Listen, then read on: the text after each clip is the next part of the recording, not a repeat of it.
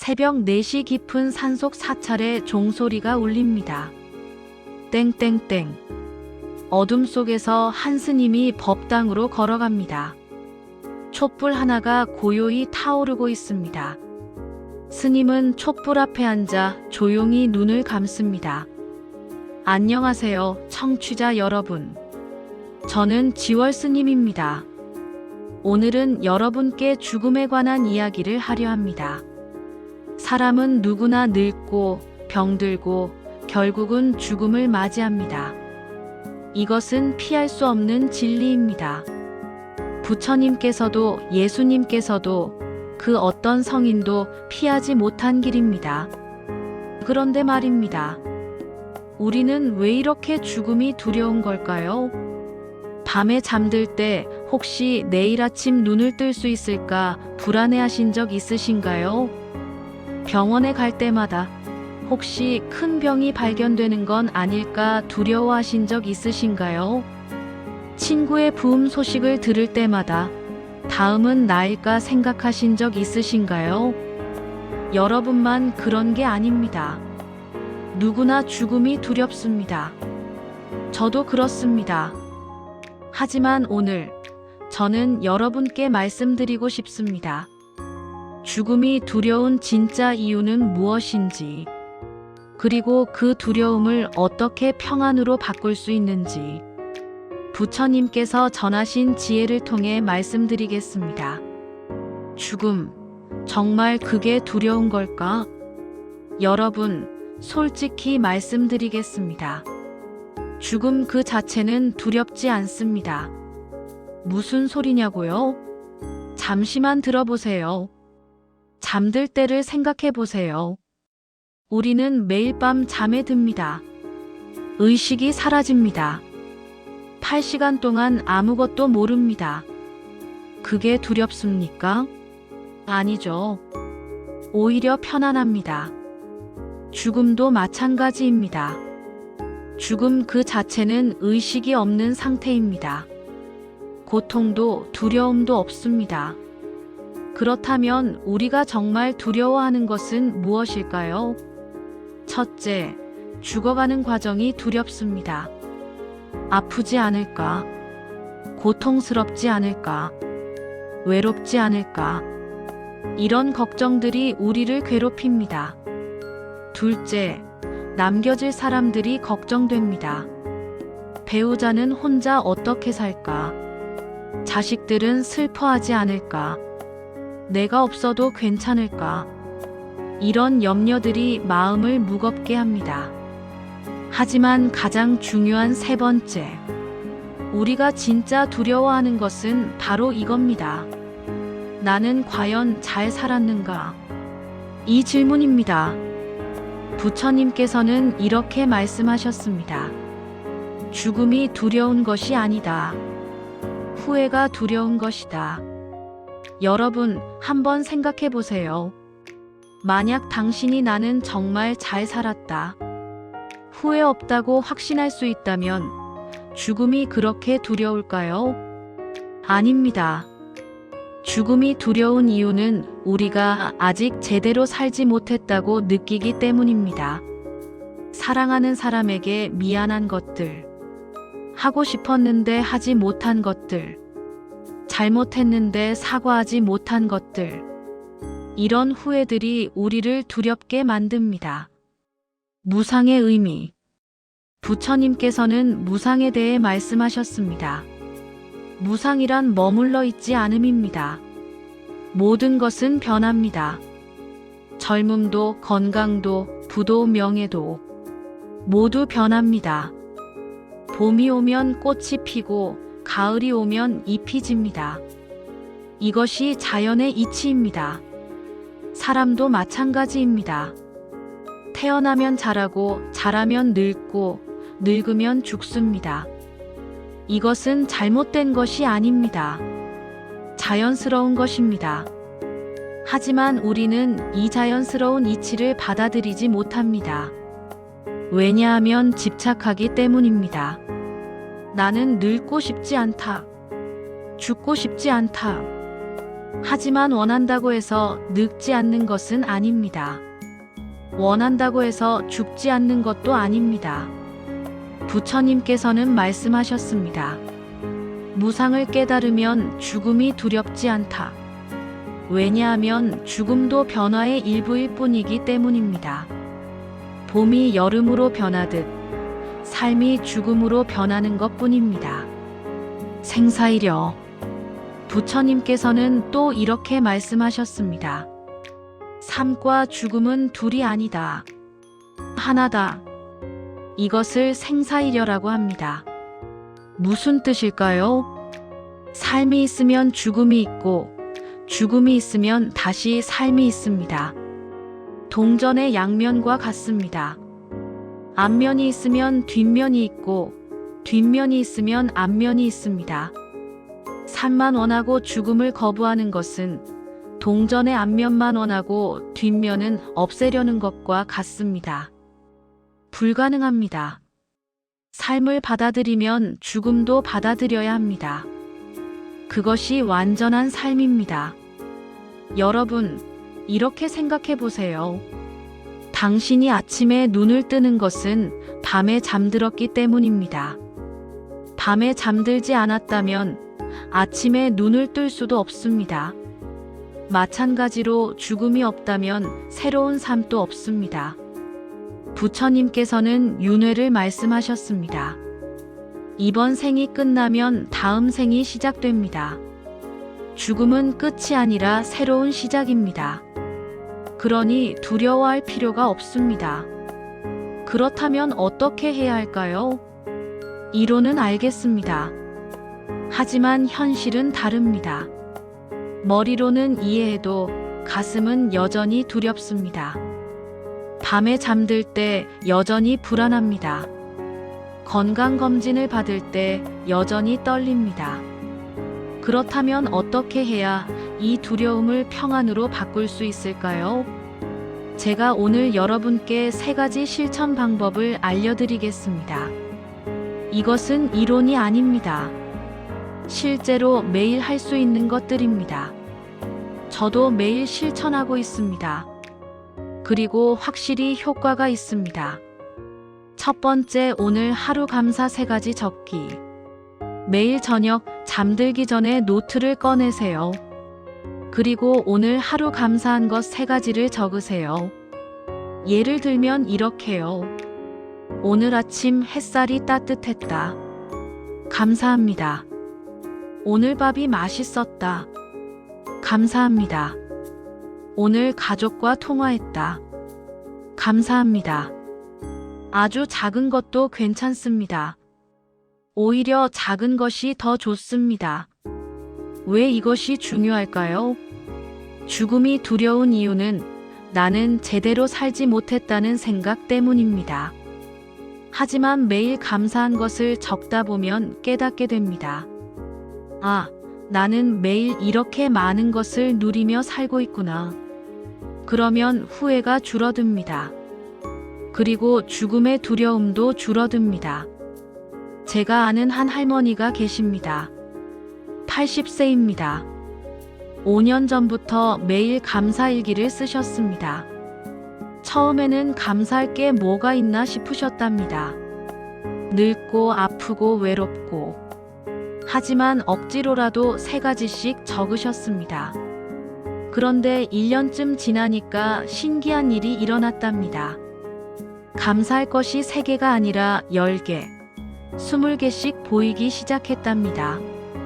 오늘 다리가 아팠지만 그래도 걸을 수 있어서 감사합니다. 오늘 혼자였지만 조용히 차 마실 수 있어서 감사합니다. 오늘 비가 왔지만 덕분에 공기가 맑아져서 감사합니다. 그리고 할머니는 말씀하셨습니다. 스님, 저는 이제 죽음이 안 무서워요. 저는 정말 잘 살았거든요. 매일 이렇게 감사하며 살았으니까. 여러분도 오늘부터 시작해보세요. 노트 1권, 펜 하나면 됩니다. 매일 저녁 단 3가지만 적으세요. 한 달만 해보세요. 삶이 달라집니다. 두 번째 이름 불러 용서하기. 우리가 죽음을 두려워하는 또 다른 이유. 미운 사람이 있기 때문입니다. 용서하지 못한 사람, 원망하는 사람, 미워하는 사람. 그 사람 때문에 마음이 불편합니다. 내가 죽기 전에 복수라도 해야 하나? 그 사람한테 사과라도 받아야 하나? 이런 생각들이 마음을 괴롭힙니다. 부처님께서는 말씀하셨습니다. 원한을 품고 죽으면 다음 생에도 그 원한이 이어진다. 그러니 지금 놓아주어야 합니다. 어떻게 놓아줄까요? 간단한 방법이 있습니다. 매일 아침 그 사람의 이름을 3번 부르세요. 그리고 이렇게 말하세요. 김철수님, 김철수님, 김철수님. 저는 당신을 용서합니다. 그리고 당신도 저를 용서해 주세요. 처음에는 억지스럽습니다. 입에서 나오지 않습니다. 하지만 계속하세요. 매일 하세요. 신기하게도 한 달쯤 지나면 마음이 변합니다. 미움이 조금씩 줄어듭니다. 그리고 편안해집니다. 제가 아는 한 할아버지 이야기입니다. 그분은 형제간의 재산 문제로 30년 동안 싸웠습니다. 서로 얼굴도 보지 않았습니다. 명절에도 따로 지냈습니다. 그런데 할아버지가 암 판정을 받았습니다. 그때 깨달았답니다. 이대로 죽을 수는 없다고. 할아버지는 매일 아침 동생 이름을 불렀습니다. 박영수, 박영수, 박영수. 나는 너를 용서한다. 처음에는 말만 했습니다. 마음은 여전히 화가 났습니다. 하지만 계속했습니다. 100일을 했습니다. 그러자 신기한 일이 일어났습니다. 어느 날 꿈에 동생이 나타났습니다.